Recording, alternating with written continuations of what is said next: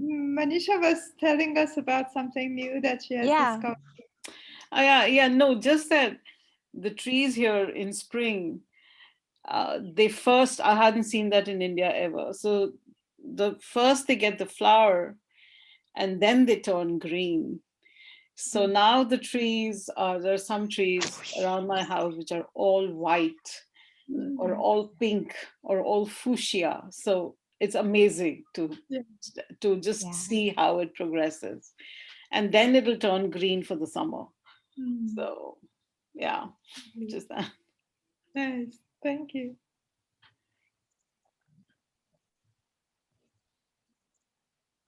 Aisha said that she might miss the session. Something came up.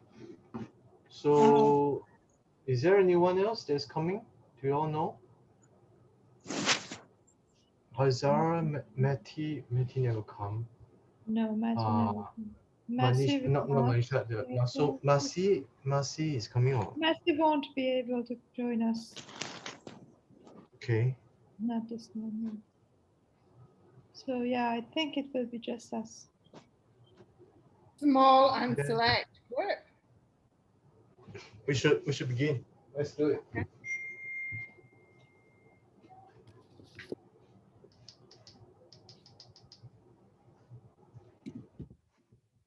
Okay. We got to. Unfortunately, our time is not infinite. Like a couple of the stories, because due to Azita is going to leave at 9. Sorry. Let us. Yeah, Azita, you go first. So, since you're Oh, the okay. one, yeah, who is Right. rushing. I think I read that Herbert Quain story 3 times. I found it very interesting, Three and times. yeah, it was a short one actually. So there's at least that was no big time Did you investment. But, did you juxtapose the reading order? first of all, so X6, it was. Y1, and Z. No. No, but yeah, so first of all, this is something that apparently he's very much interested in, right? That, like the other one, the previous story that we had, and it was like he pretended that it was a criticism of a published um, work of literature, but also because this is imagining published work, and you think to yourself, oh, wow, this will be so interesting if somebody really writes it like that. And then the person who's writing that, he says that but actually the real work wasn't as as good as that, right? That the aspiration was higher, but it didn't hit the mark, and you say, oh yeah, it probably wouldn't turn out as good as that anyway. And it reminded me, one of the things, one of the sketches reminded me of that, was it 4321, right? The name of that book, the novel, Paul Paul, Auster's. Paul Astor. Yeah. And the synopsis was very interesting. But when I listened to the audiobook, it really was one of the worst experiences that I had. I didn't like that book at all. So I was wondering whether it's a good thing that this remains at this stage of a short story, of just speculating that somebody could have written it like that. So yeah, it's just that, and that footnote. I think it was because of that footnote that I read it again and again and again. And I'm not sure that I've understood the footnote completely. Yeah, that's it for me for the Herbert Cohen story. There's only one footnote, right? Yeah, just one footnote. I remember there's a Oh, one star thing, and then I couldn't find where is the footnote for the star. So there's a star, but there's no footnote. Is oh it yeah, in the there second? is. There's a footnote that begins with woe to something something. Even in Kindle format, Borges is beyond his time. I mean, I just feel this is a complete house of mirrors, this whole book. Yes. The whole thing. But the more I read it, the more I think Borges is an absolute genius. And everything is a house of mirrors in this, because we kind of read this story, and actually on its own, it's not nothing really very much, is it? But it fits into this whole collection of different alternative realities that look more or less like the reality that we live in, and some of them are much closer to it than others, and this one is quite a close one, I think, because it's quite imaginary. Again, it's another metafiction. We've got Kant mentioned, we've got Schopenhauer, we've got all of this, and then the bit at the end, this is where everything's a mirror. So Yes. he wrote these plots, and then he wrote this story, and he has extracted the I keep thinking, because we never get these, and this is a little bit off the point, but there's a kind of book by Alan Hollinghurst. Now, which one is it? And it's a really kind of interesting one, because it's about a war poet who's written some incredibly famous.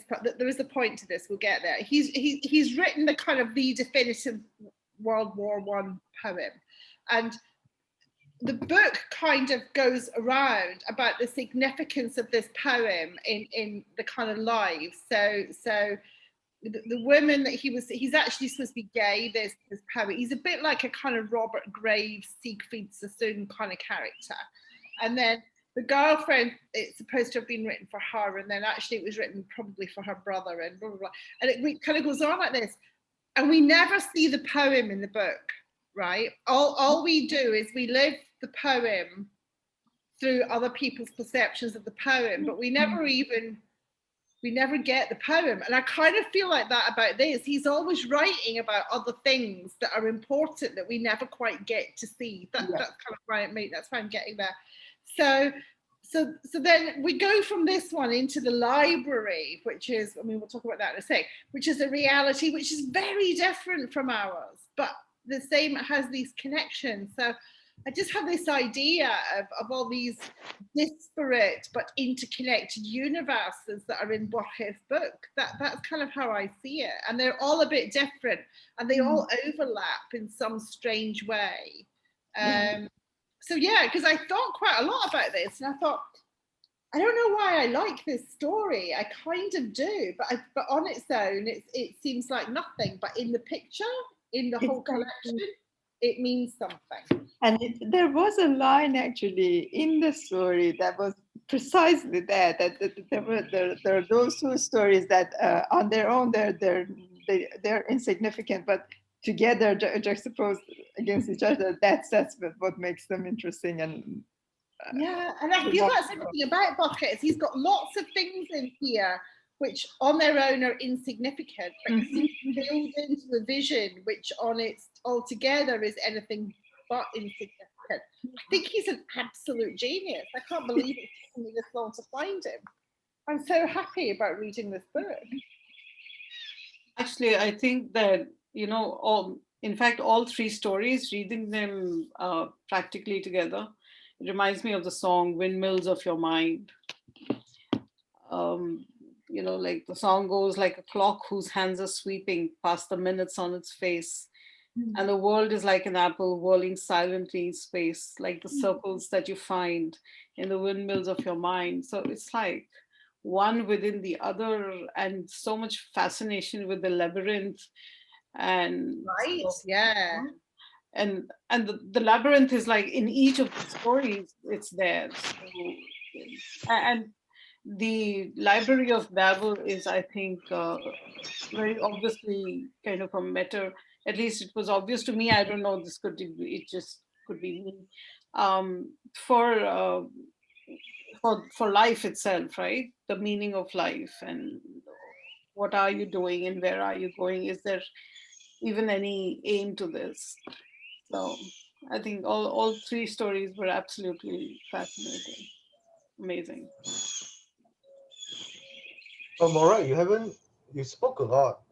You talk about Alan Hollingworth, but you never talk about how these three stories work for you. So could you speak a bit on that? Well, these three. I don't just mean these three, I mean the whole book. Yeah, I know, but we are discussing these three. Okay, we want to, yeah, but I thought we want to do all three together. I thought you just wanted to talk about. Because Azita actually talked about the first one first, right? So maybe we can Yeah, I go for thought we the were first. just talking about Herbert Quain. That's why I didn't go on. I mean, the Library of Babel. I'm back with Umberto Eco here and Jorge de Burgos and his Labyrinth of a Library in the Name of the Rose. You know, with this one, you can kind of see where Eco really borrows, you know, a lot from Borges here. But again, this kind of idea of a universe as this never-ending library, I thought it was a very interesting metaphor, really, for the universe to have it. And, you know, it talks about like all the men of the library. I've journeyed on a quest. So again, we've got this.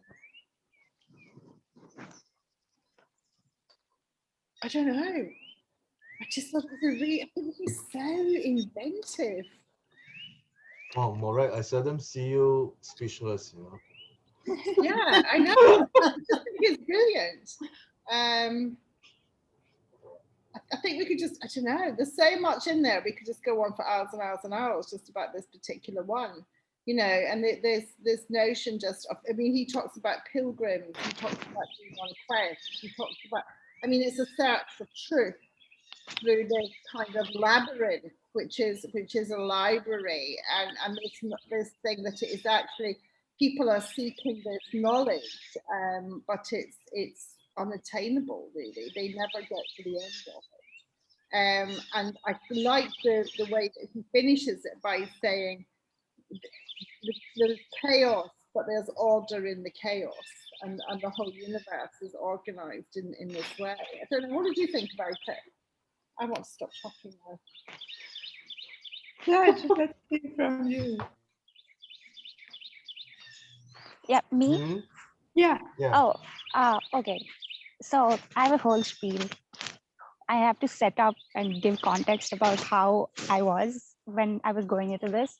So I had initially listened to all the three right after our previous session, the Borges session, and obviously all of that was whoosh. So I was listening to it today morning at around, I woke up at 4 and it was all dark. So the first story, the structure was amazing, beautiful. I love the idea that he picks up again, and I don't care if it's a gimmick. I don't care if it is like artsy thing to try or an experimental thing. I love the idea of, as a reader, yearning for work of fiction or art that exists only within us, that world and that space, and I'll never be able to ever read it or see it or have any relationship towards it beyond what the narrator has told me. And in this case, the narrator is like a reviewer type of person, so I get a very pinhole perspective of that work, never my own. I can, and it frustrates me to no end, and I love that I'm able to feel that paradoxically. So it was still dark when I was listening to that one and re-listening to it, but the second one, the Library of Babel, the sun was rising, and just to set things up, there's a creek over here, and you can see my surroundings, and there are birds everywhere, and it felt like an experience listening to the whole story, because I'm also thinking about my projects, and you won't believe it. I love how the concept of the unending universe of the library can really be connected to, of course, life, universe, the meaning of it and all, but in a more practical sense, the internet, the interwebs, and also the idea of distant reading, which is super specific to digital humanities, which is my research work. And it's essentially, the distant reading concept is about taking a corpus of texts, like a large corpus, maybe all of, the, say, all the archived texts in Library of Congress, which holds the largest collection of texts from around the world, not just fiction, not just nonfiction, government records, everything. And then performing a text analysis on that, so that you get a sort of summary, and then you can maybe predict what all of them are saying and get an AI generated view of it and such. So basically, I was connecting this story to all of that. And I was also thinking about Italo Calvino's Invisible Cities, where specifically there's this one city that I obsess over, because again, it has computational and mathematical constructs that are told in such simple literary way, but also mind-blowing at the same time. So that city is kind of, so the way Marco Polo describes the city to Kublai Khan is that there are these group of people who are nomads, and they keep making connections and relationships, and based on that, the threads are different. The color of the threads are also different. And once it gets too much, they leave the structure and then they move to another place and rebuild the city of Ersilia again with a bunch of threads and colors of threads. And they keep doing that over and over again until patterns emerge out of the whole. And I felt like the Library of Babel was also like all these rooms, which are concrete and metaphysical at the same time. I'm not going to be able to do a good job of putting it into words, but I felt like there is that mathematical simulation that can be formed with this. And when I saw Guy's link to the 3D world of the visual with the Babel library itself, and then there are so many beautiful artworks, none of which can encapsulate what's going on in my mind, but it's so wonderful to see again a perspective of the creator of that artwork from the text, and see that kind of synthesis happening in a distant form. So yeah, basically I'm thinking a lot of domino effect level network theories and ideas and thoughts, and I love that I can do that with these kind of books, these kind of stories.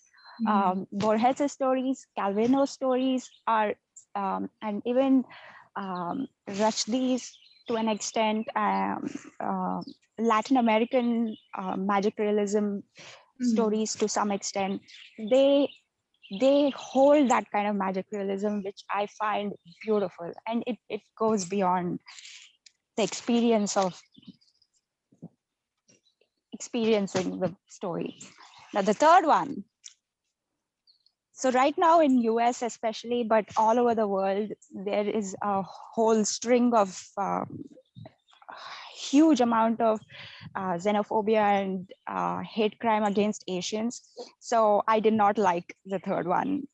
I could not complete it. Like I just felt like it's showing its age and time. There are quite a few slurs in it. I understand like the idea of a white person, even if an Argentinian, writing from the perspective of an Asian person, and then saying, "I want to prove myself, my yellow face in front of these people," that did not sit right with me. I did not like that. I am not okay with that.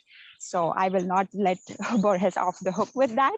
But yeah, I could possibly do a critical theory or critical analysis of the story itself.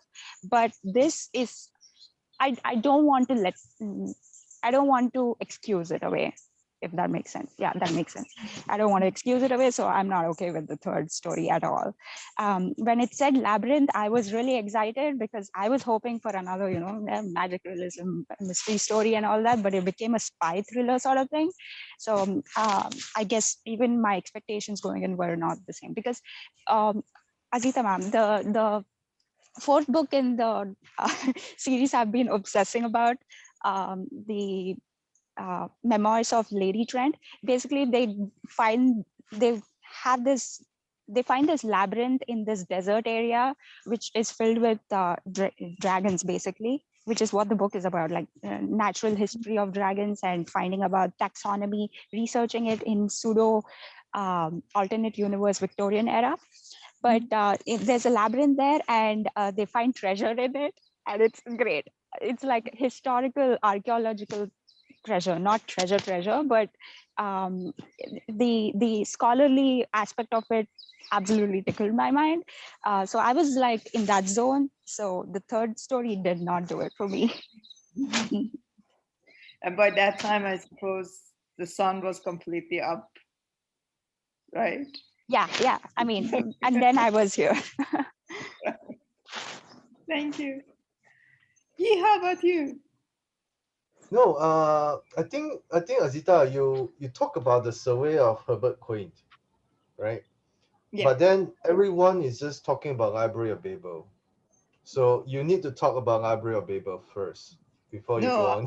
I won't be fooled. Go ahead. You talk first.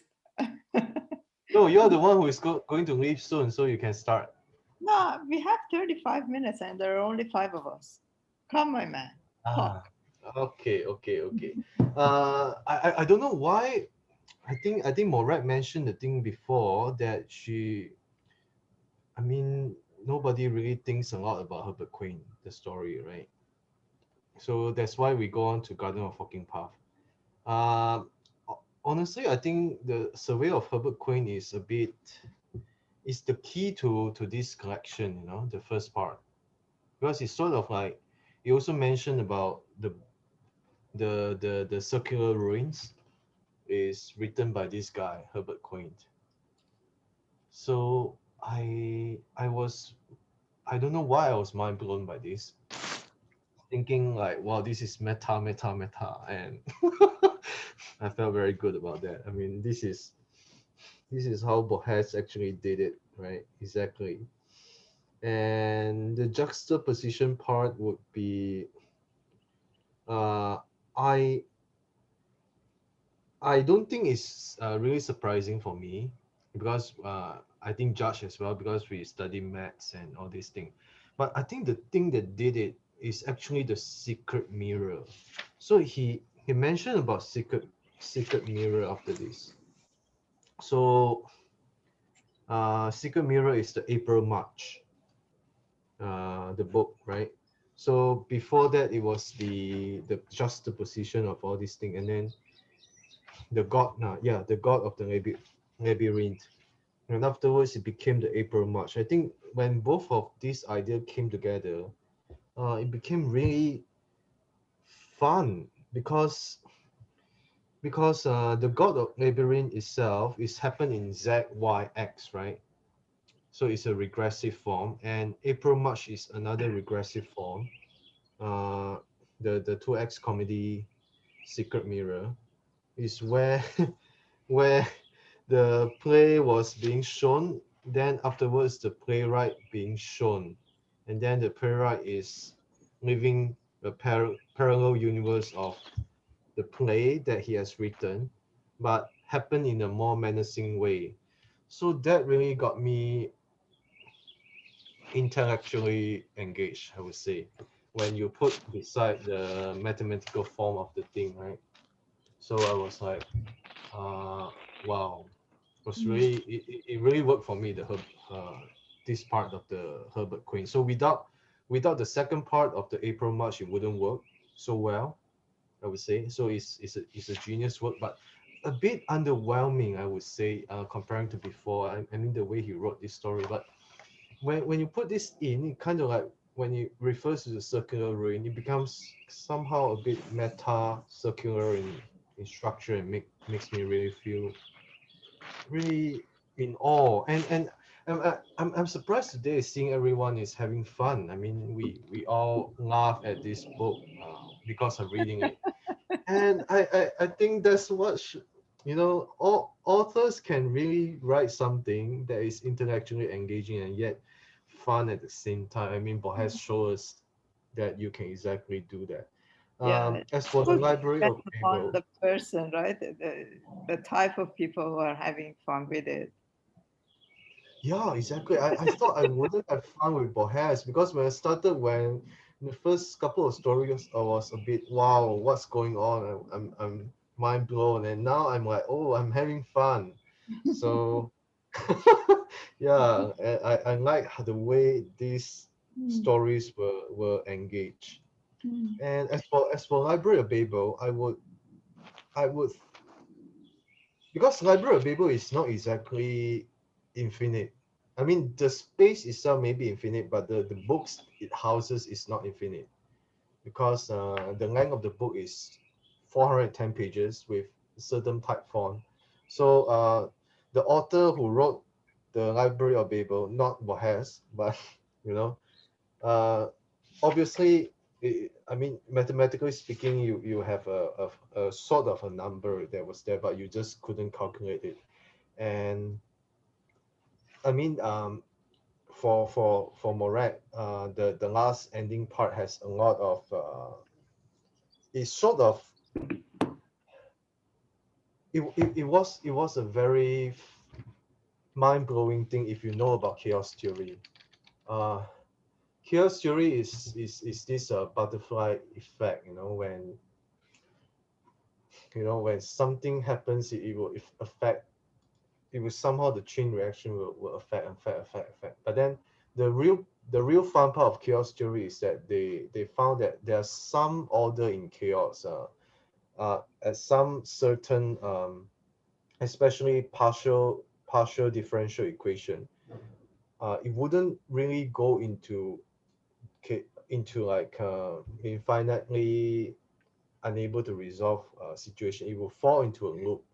So it will fall into a certain region of dimensional space that define the equation where it will go in there, but it's actually chaos within a boundary.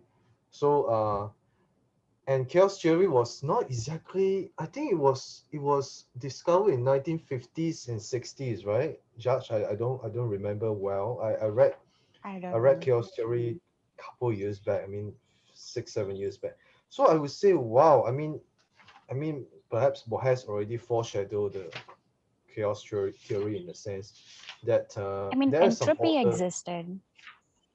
Entropy Yes, existed, like the concept of entropy and thermodynamics existed. So that was applicable even in information sciences by the 1940s during the world wars. So I think, yeah, chaos theory was around that time. I remember it was a bit after because I remember the discovery of chaos theory is because of a computer glitch. So the story goes like this: the guy who is supposed to simulate the weather pattern, that time the computer system is not so good yet, so there's only a certain amount of decimal number you can represent. So what they found out is that once you change the fifth decimal number a bit, just by one, and then the entire solution to the weather map outcome is different. So they found that in a physics, so it's supposed to be like the cloud is supposed to move towards here, suddenly it becomes there, or you change it again, it becomes here. And they found that it was really inexplicable why the change of one decimal number at such a small one would affect the result. And then they actually tested the partial differential equation, and then they found that sometimes the solution will fall into a orderly chaos. It will fall within the boundary, and then that is the discovery of chaos theory actually. Yeah, so I suspect before Borges, I mean during Borges' time of writing this thing, he shouldn't have known about the chaos theory yet, but somehow it foreshadowed that kind of thing that if you know that there is a finite computational combination with the thing, then there will be some pattern within the thing. So that is what the Library of Babel ended at, you know, the note. And I am just mind blown that you know, years later maybe people found out about chaos theory, and Library of Babel kind of like foreshadow it. And it was a very beautiful story to read, I would say. Yeah, that It's would be me. interesting though, that thing about chaos, because if you look kind of philosophically, that idea is there. You know, if you look at Nietzsche and things like that, he talks about Apollonian and Dionysian and kind of order and chaos, and that these things need to be in balance. So there's this kind of philosophical notion of the idea of order and chaos. It's quite old, I suppose. Bless you. So he's kind of picking up on that really, as well. I kept thinking about Nietzsche. Would you say that Ted Chiang and Borges' style of writing, especially in this set, is sort of like the two sides of a coin situation? Like there is this element of sci-fi, but also of much more heavily philosophy, and then literary philosophy and sci-fi, but in different perspectives altogether.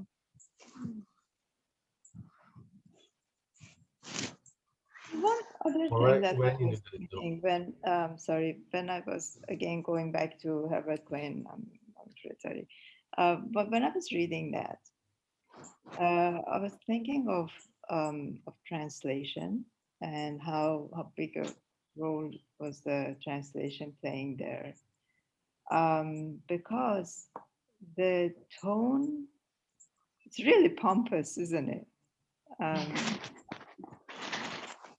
The language or the way the narrator is speaking or writing, not everyday language. It's it's not even lofty, it's really pompous. And I was wondering whether the original Spanish is like that and the translator has kept it up. And if it is, what was the purpose? Why has the author created such a narrator, to a critic who's speaking in that language? Because the person he is representing, Herbert Quain, is apparently a very down-to-earth author. Somebody who, there was this quote from him that he wanted to, what was it, that something about surprises and comedy and things like that. The essence was that he wasn't going after building the language up and plotting to sort of creating this hullabaloo to impress the reader. Whereas what we see here, at least the English text, is completely different. It's really somebody who is trying to impress the reader that I'm a very educated person. So I was wondering whether the original Spanish is like that and the translator has kept it up or not. And then apart from that, there was that precious line of, what was it? The book being anxious to surprise, something like that. I actually wrote it down, and it was something that I love that line too. Yeah, it wasn't it. It was. I think you can use that. Anxious to impress. Yes, exactly. Right? So I think you can use that to review half the books that you read. They come across like that. Right? That no, I yes, completely. Yeah, sorry. No, go ahead.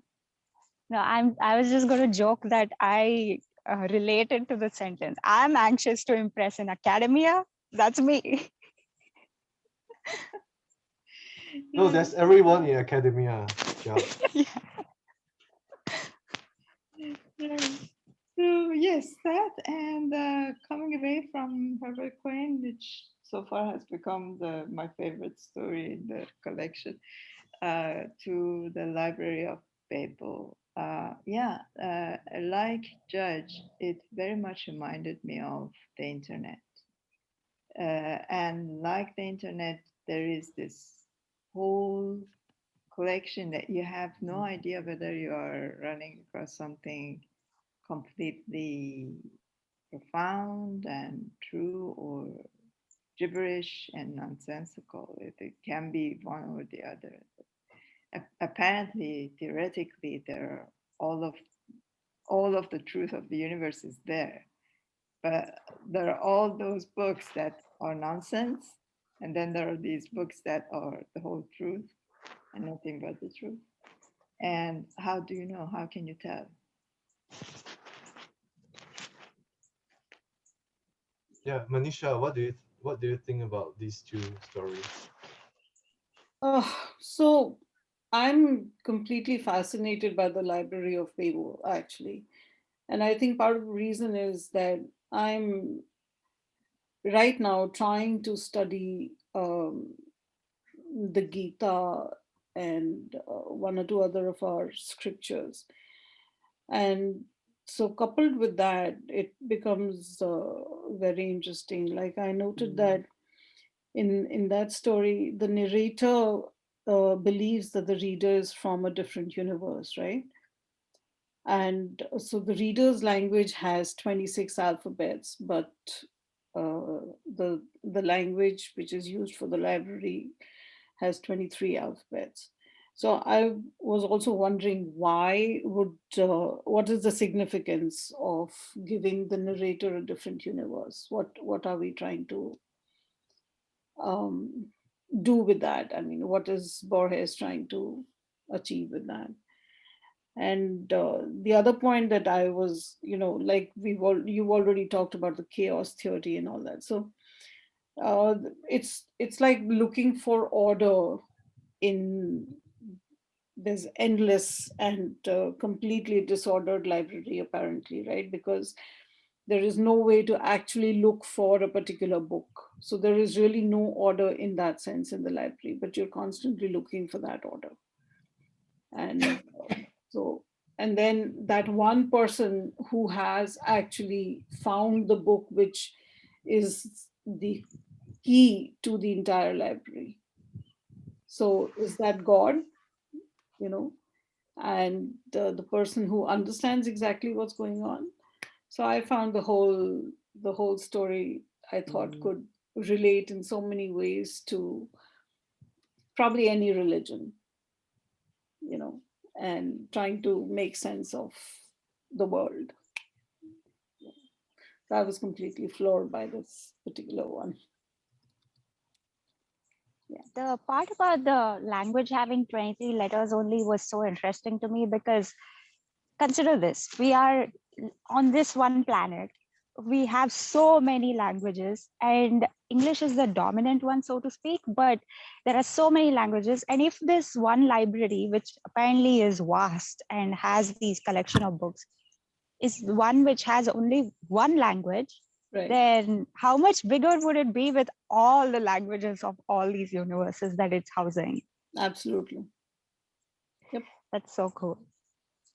And the theological aspect also is really interesting. Now that I didn't think about that at all, but because I was thinking about it, like that Borges was sitting in his job as a librarian, completely bored out of his mind and seeing he was trying to be a good librarian, like put everything in place and all that, but his colleagues were like, why? Just chill. And I mean, that was how he described it in his other works of fiction, the selected works. And I feel like he put that frustration into, there's no order in my library. Or this one, here you, and he wrote this down that way. I love the way you put it, just coming from a former librarian myself. Me too. But talking about that, because after reading The Garden of Forking Path, the last story, now that I am totally agree with Azita that this guy is well read enough to know about the Chinese literature as well. So apparently he mentioned about the dreams of Red Chamber inside. So coming to with the understanding from the Garden of Forking Path, I would say that Borges would certainly know that the Chinese language has only a certain amount of characters.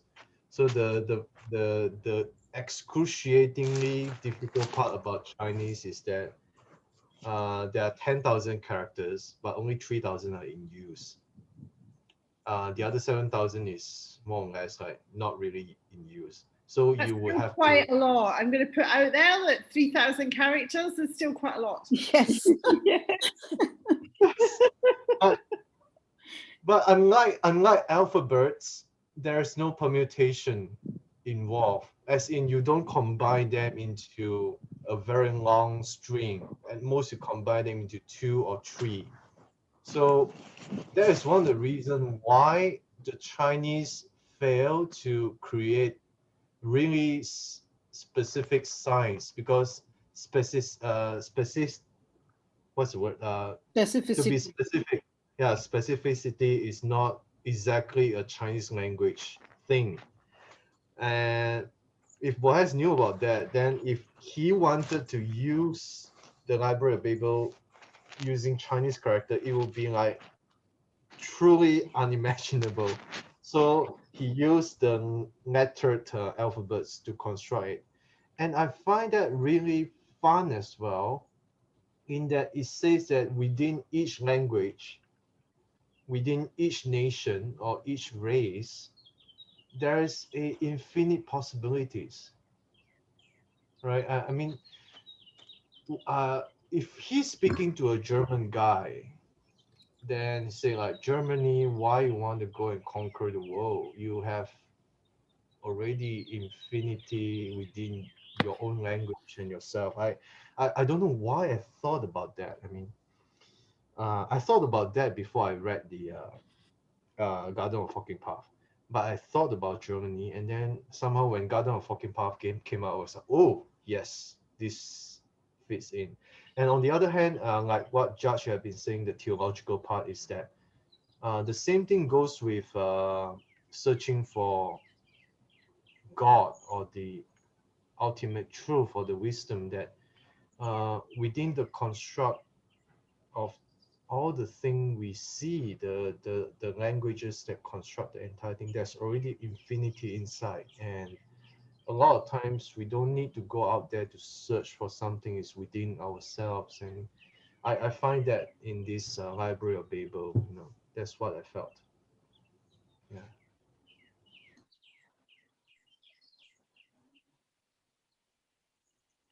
I thought there was this again, that, I mean, again, it's another metaphor for life, isn't it? It's quite an obvious one, but it's kind of beautifully done, really, this garden. At any point, we all have our own alternate realities due to decisions that we made. And our lives take down paths due to decisions that we made. And so that bit where he says there are many possible futures, and in one of them I'm your enemy, and in one of them I'm not. He's kind of going to this decision that he's about to make. So that was kind of interesting. It's back to the road less traveled. That poem. Yes, yes. But again, sorry, I keep going back to Herbert Quain, but I'm very, very sorry. It was really interesting. I liked it too. I don't know why, but I really did. I can't analyze why. So much to think about, because usually it's this way. It's like the road less traveled by is imagining the possible futures. You take a road and you don't take the other ones. But in that story, it was the reverse. It was, you have reached this point and you could have reached at the same point from different paths. So that kind of story, there were 3 different Eves that could have led to this same day. And I found that fascinating. I never had that kind of pattern in, I haven't come across that pattern in fiction ever. It was usually the other way around. You start from today and you can go in one way and get to one future, or you can go another way and get to the different kind of future. But in that story, in Herbert Quain, that April March thing was that you have got to today, and you could have got to today from three different point of starts. So yesterday could have been A, and you could have still got to today. Or it could have been scenario B, and you could still get, and you would have still got to today. And it could have been scenario C, and you would still get to today. So that was completely different. It wasn't anything that I've ever get to see anywhere else. Yeah. Really, Azita, you haven't engaged in that kind of thought before? I haven't seen it in fiction. Usually it's the other way around. Yeah. Usually it's the road less traveled by seen in fiction, different types of stories played out. Yeah, I know exactly what you mean. There's usually that sliding doors moment, but very rarely do we see different starting points itself and the paths itself. Yes, the different starting points that all can reach to the same conclusion, no matter that fatality, no matter what decision you take, it will all get to this point. It doesn't matter what Yeah, step you take. with the exception of, I have to say, Good Place, this American TV show, which I is haven't about watched high that. philosophy. So Mhm. that one does exactly what you're saying about a million things, not just the pairing up relationships or even the arc of the character, but each time it's a different path taken, but the end point is the same. It's really fascinating to think about. That was the only time. That's why I said except for, or for the most part. Interesting. I But haven't that watched is a good point. that. Hi, Ding. Interesting.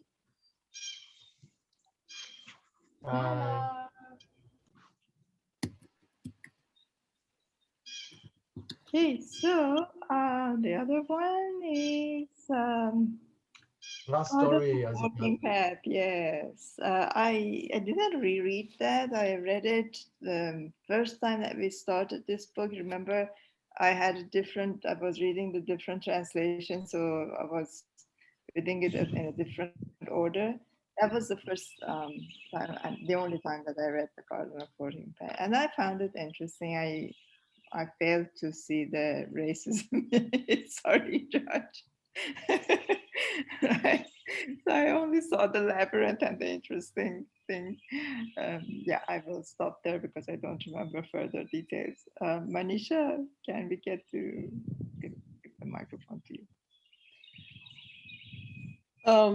The third story, the forking paths. No, I will have to agree with Judge. I think because the narrative here right now is a lot about racism, and so that was one of the things that struck me also. That he did he killed Stephen Albert, and it was essentially so that he could prove that even though he is not a white man, he's really smart.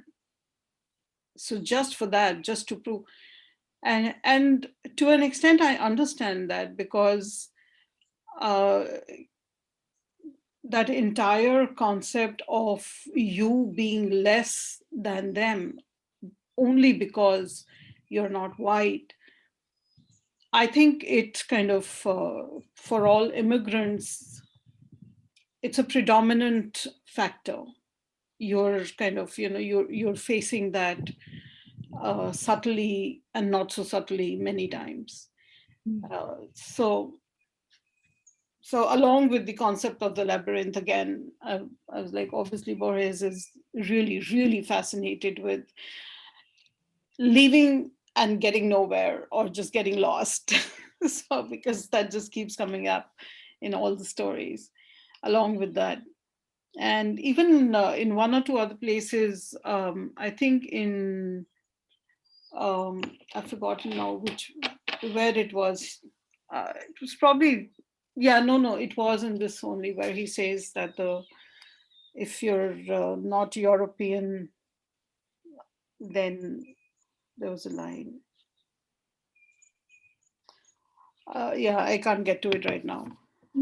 So it seems that this is very old school white thought process that Borges has. So yeah, that was my take on it. Thank you. What was everyone's? Oh, sorry. Go on. No, sorry. Go. No. Give, please. Oh, calling for me? Okay. First of all, I just want to ask why the Garden of Walking Path, underneath there is for Victoria Ocampo. Yeah. What is that about?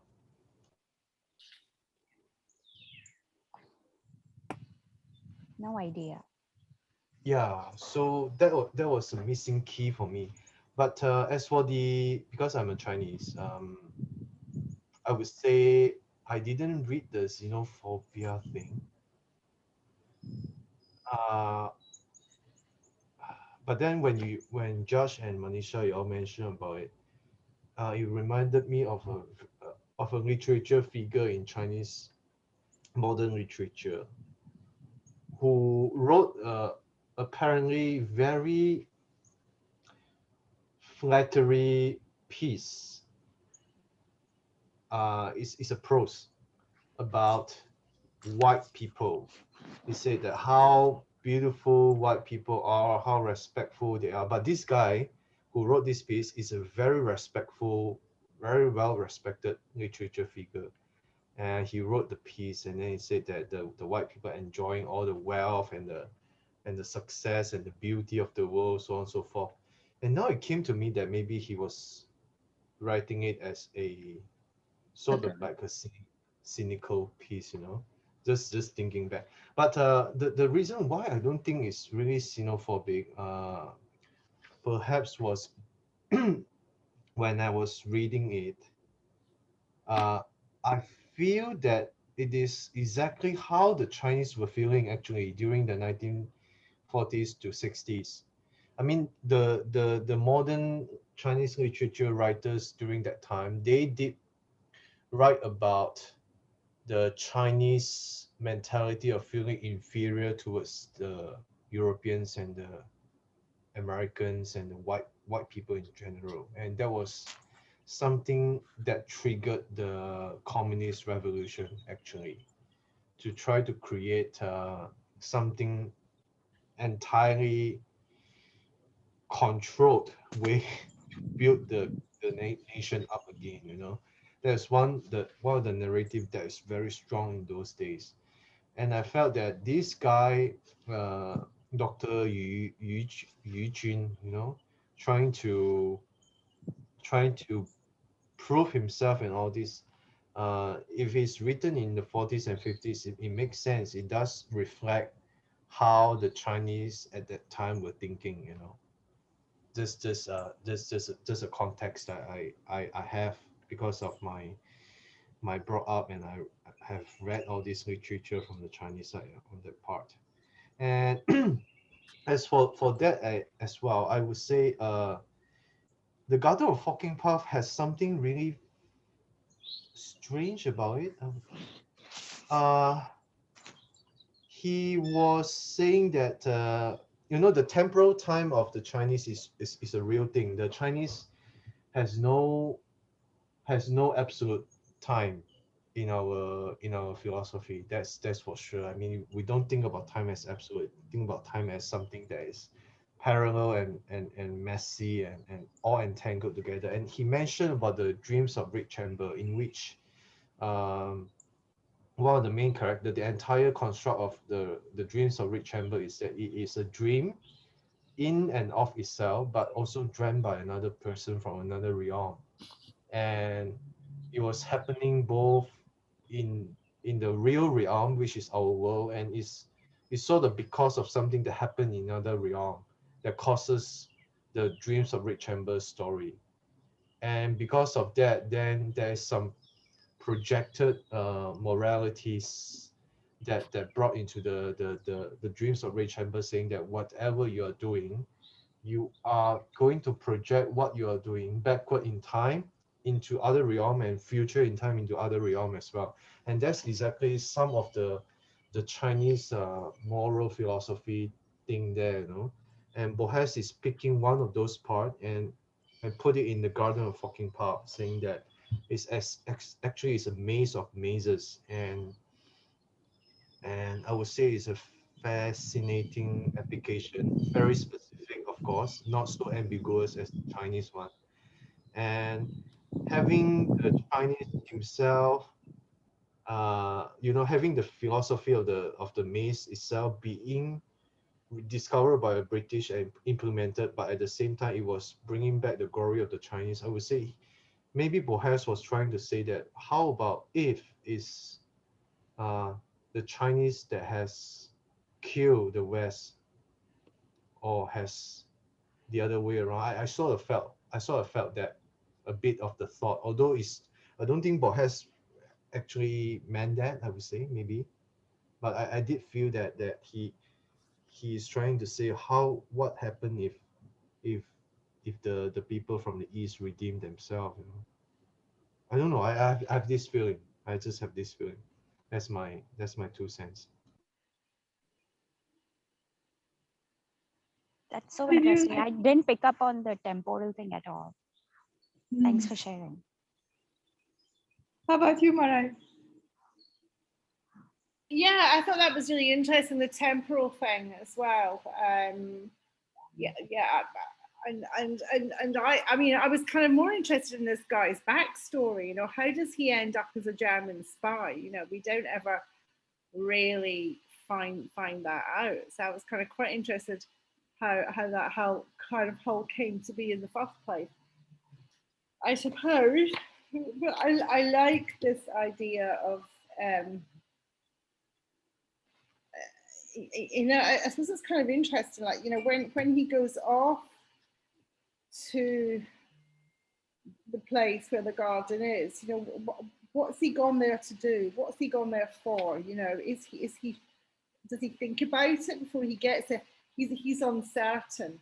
You know, even when he gets there, he's not sure that he's going to kill Albert. He talks about it being this kind of moment of no return that he has. There was really weird things. Someone reading Tacitus. Why is someone reading Tacitus's Annals? I thought that was kind of significant. Why that book? That's not there by accident that someone's reading Tacitus's Annals. And then, you know, this idea that he's dueling with this kind of guy Madden.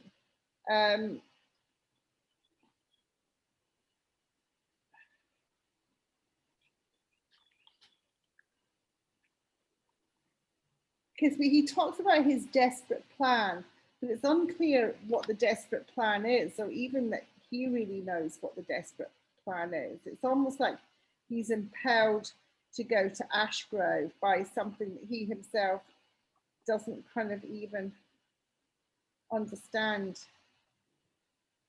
Yeah.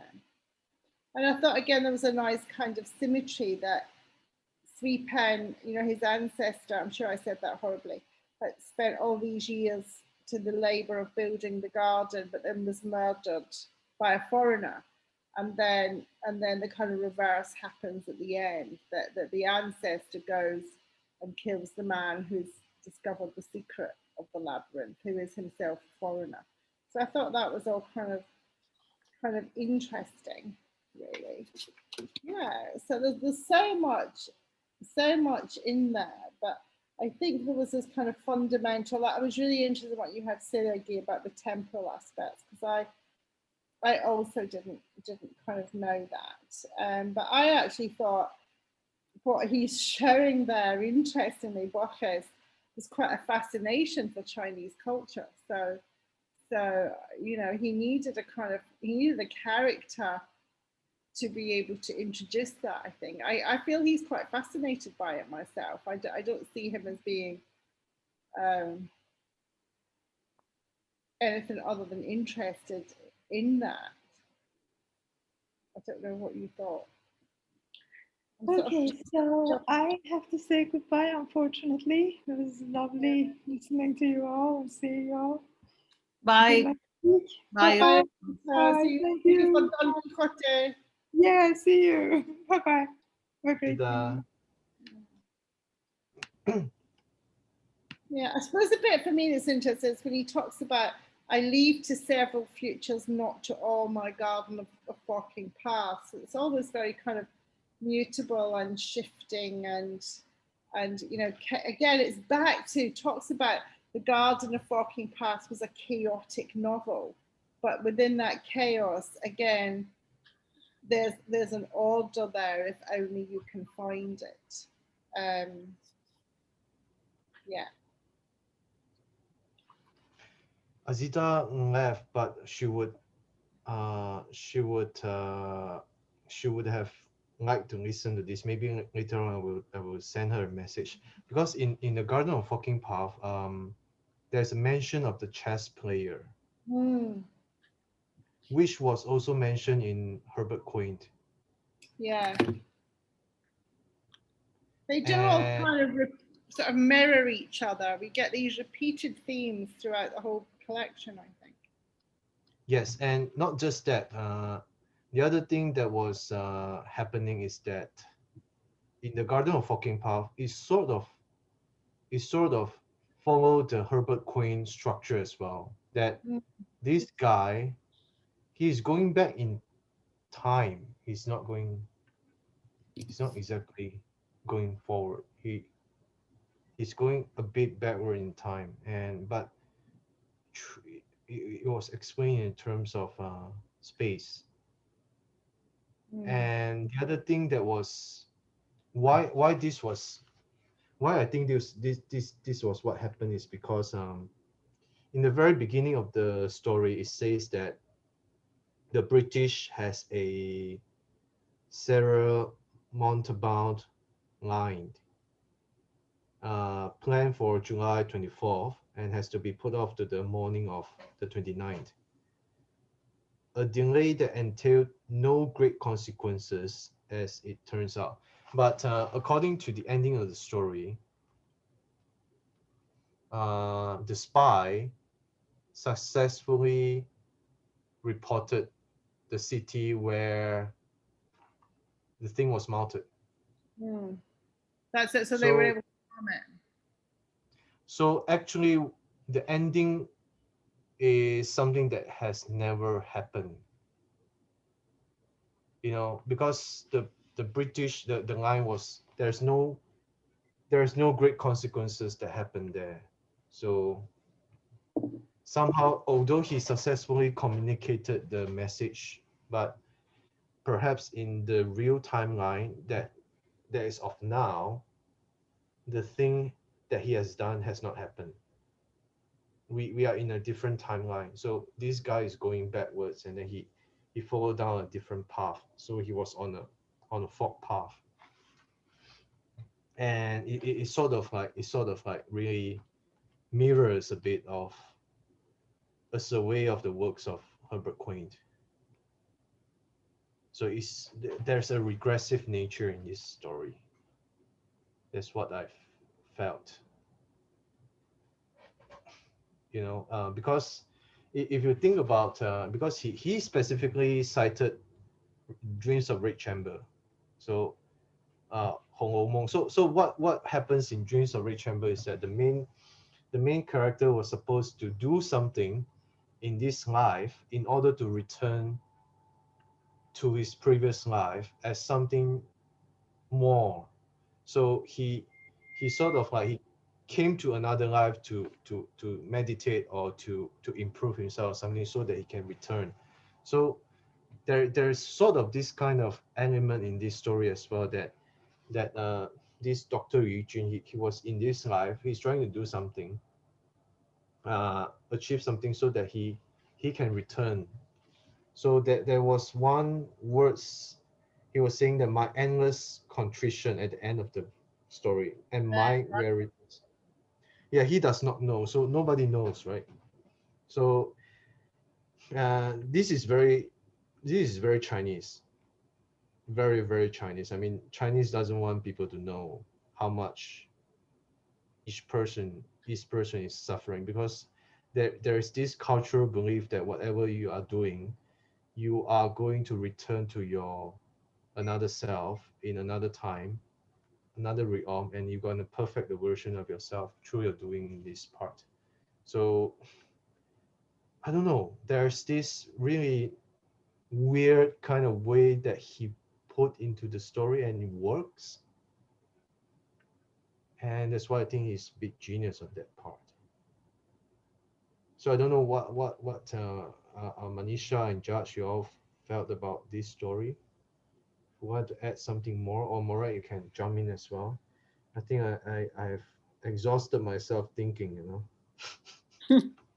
That's really interesting. Thank you.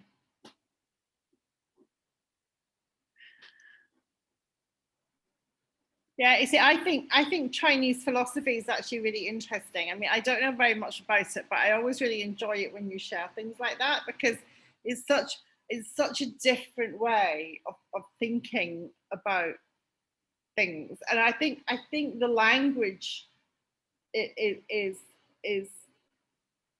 kind of reflects that in the same way. I always think language reflects how people think to an extent. And I kind of find that with Chinese. I mean, my Chinese is like super basic, but I found it very interesting just to kind of um, get your head around. Um,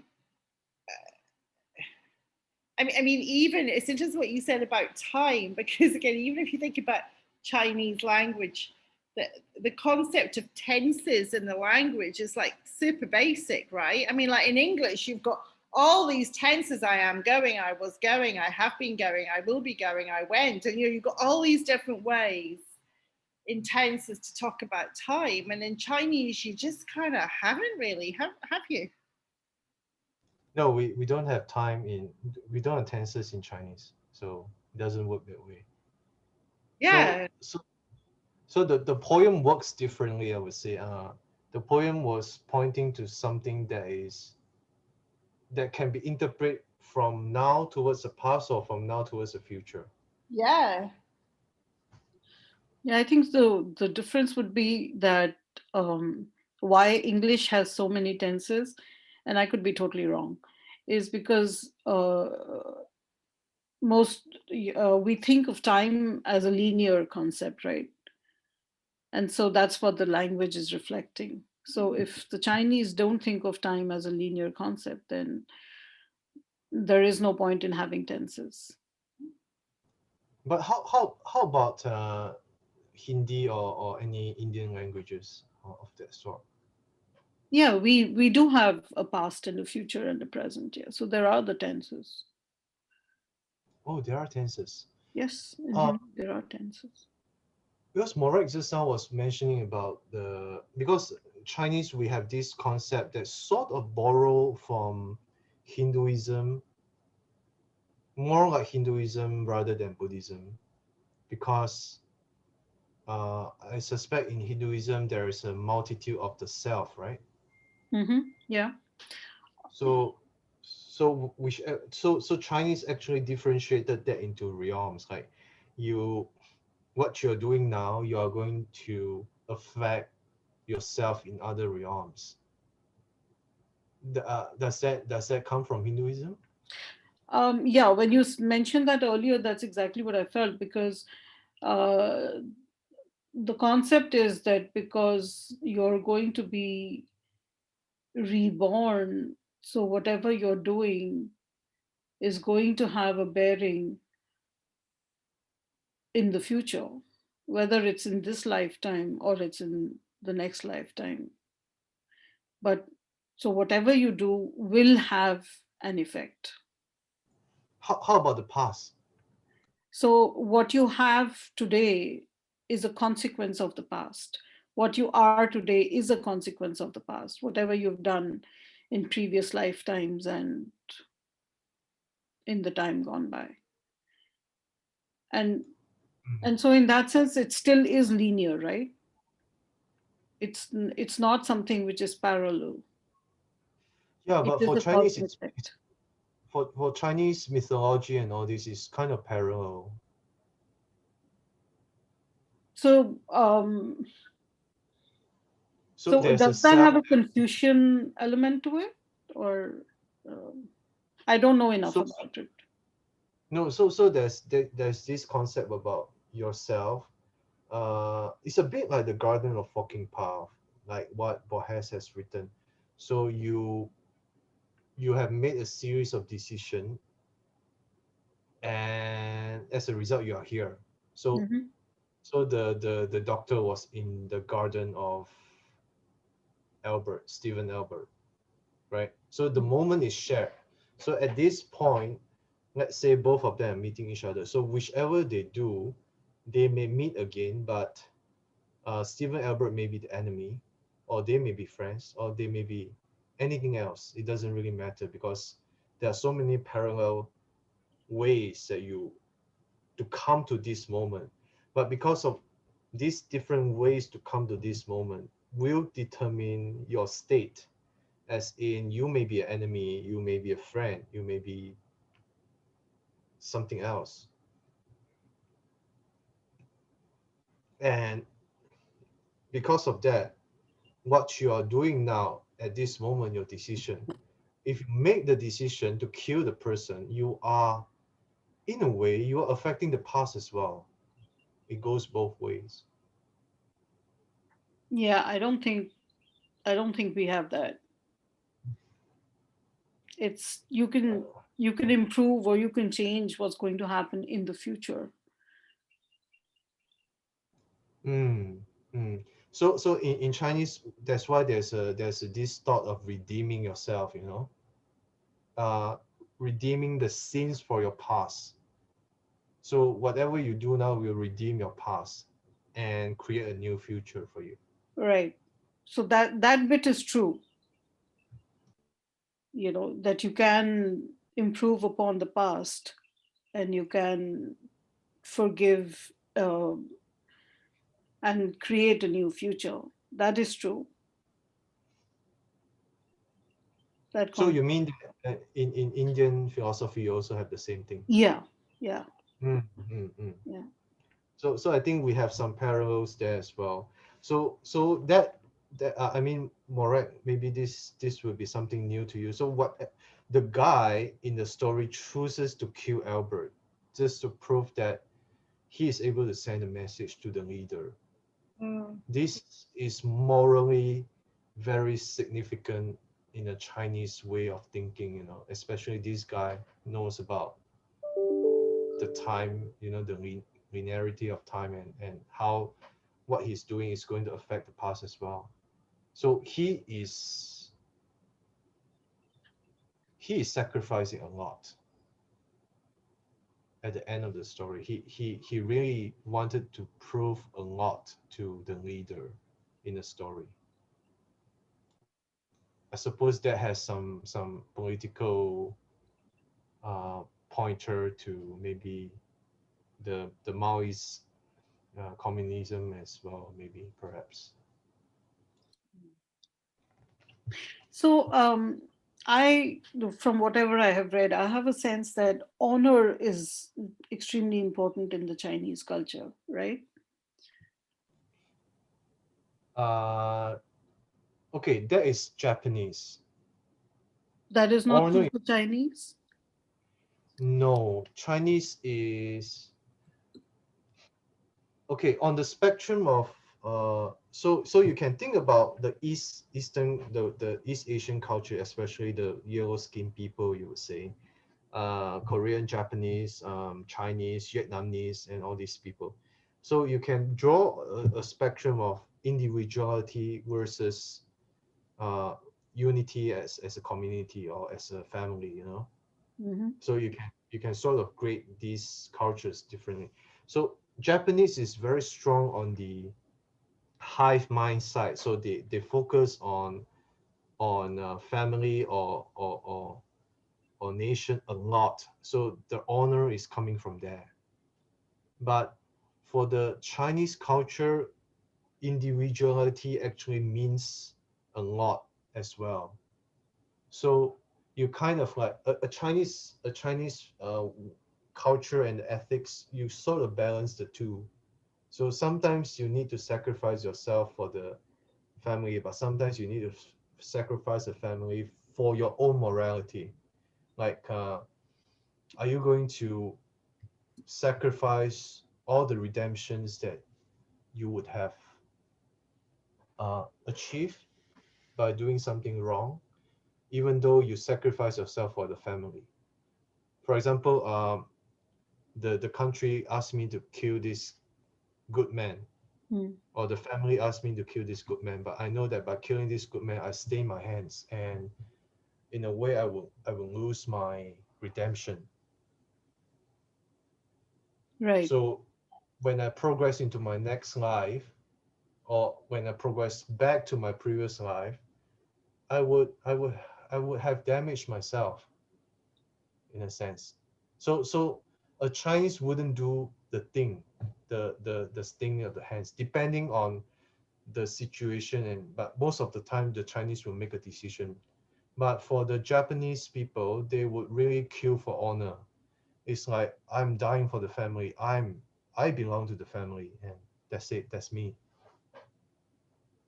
I don't matter. My family matters. My nation matters. Right. Right. Okay. So Thank there's this spectrum that you can grade the East Asian culture, because this notion started in China and spread out from there. But Koreans take it differently, Japanese take it differently, Vietnamese take it differently as well. Yeah. you. Yeah, because the concept of honor is definitely there in the Indian setup also. But I mean, but yeah, I think not to the extent of the Japanese, but it's definitely pretty much there. And so I thought that in this Garden of Folk and Paths, um, that's what the character was coming from, uh, but not honor, right? But so you're saying he's not coming necessarily from the point of honor, but more from sending a simple message and getting the job done. Yeah. He's actually doing himself a great disservice, you would say. Yeah, He has chosen something beyond himself. Yeah, right. Judge, what? So I felt like it was it's true, it is a disservice to himself. In the reason I found it problematic is because he is talking about, so there's that power imbalance, right? Who's writing the story versus, of course, he has researched the topic, the culture, the story. But again, I'm always hesitant to read about a, a socially dominant group's perspective, how much ever learned they are or about that culture that they're interested in. Writing about that perspective, especially experiences, because it still is filtered through various amount of whatever kind of research that they would have done, which wouldn't be equivalent to lived experiences at all. So of course there would be people, especially in a colonial era, where they're worrying, where there is this power imbalance and whatever uh, there are specific words and terms for this, but I'm not getting them right now. But that whole power imbalance, I feel, is the part that I don't want to generalize on. Like it it's specific to some people's experiences, then I don't want to take away their experiences. At the same time, I don't want to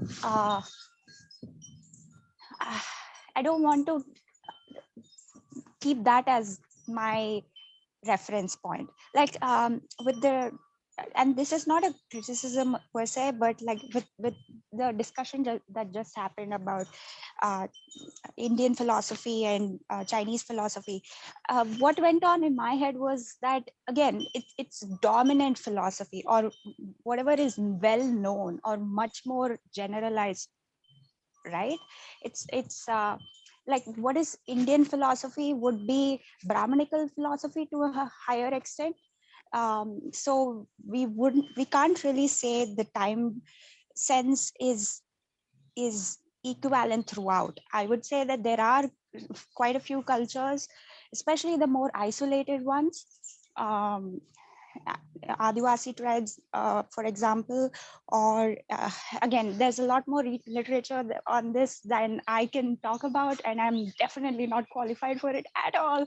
But there's a lot to think about. What is the perspective that is being put across, even in our own languages?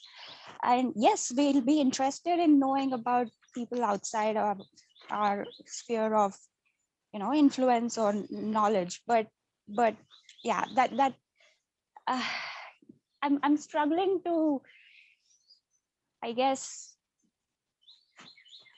I mean, I can balance out like my admiration towards Borges with his writing style and his research work, his way of putting that themes of like what he mentioned, the temporality, the language aspect of that, and even the personal journey aspect of it all in that time and space in this character. But mm, uh, the struggle is real.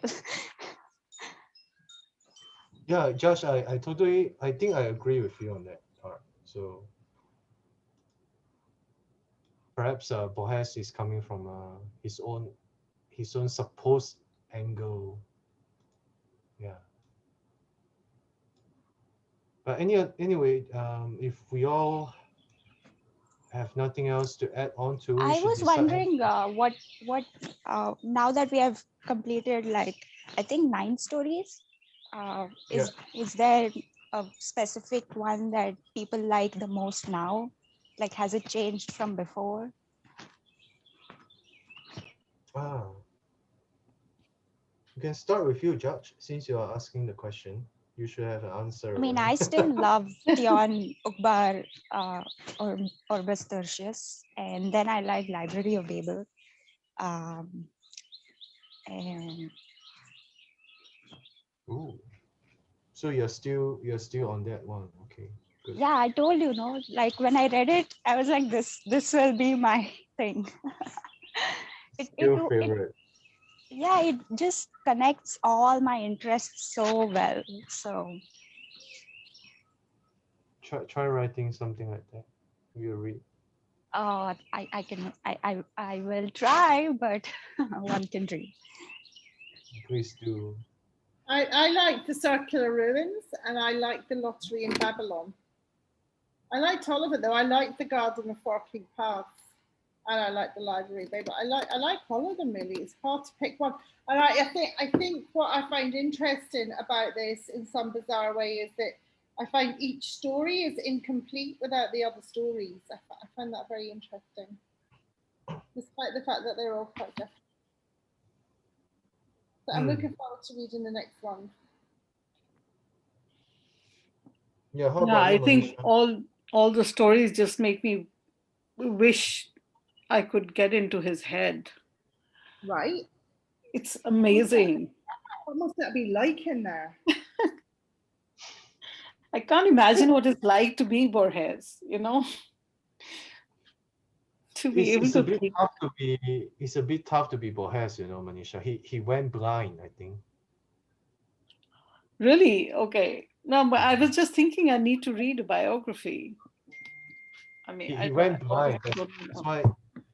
Yeah, he went Yeah, you blind. should That's why. totally read the selected works series, Hmm. and there's also the the art of craft or something like that, Harvard lecture series Mm-hmm. that he gave when by the time he was completely blind.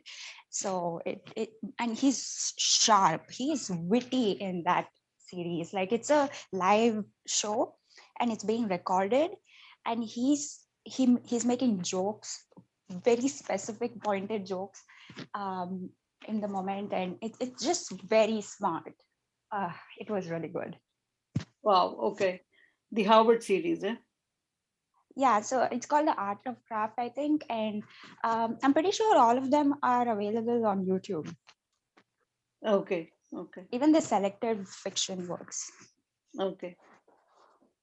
That one Yeah. is a So lot more sorry, that was a lot more personal, because for each story he gives a afterword, which he goes into the context and the thought process that went into writing the story, and whom he consulted, what they said, all of that. He goes into quite some detail about all Okay. of it. Okay. Thank you. I'll uh look into it. Josh, you meant the Harvard series is called the Task of Art or something, is that? So what? I think it's Art of Craft. I'll look it up and share it on Literally Virtual. Oh, all right. Thanks a lot.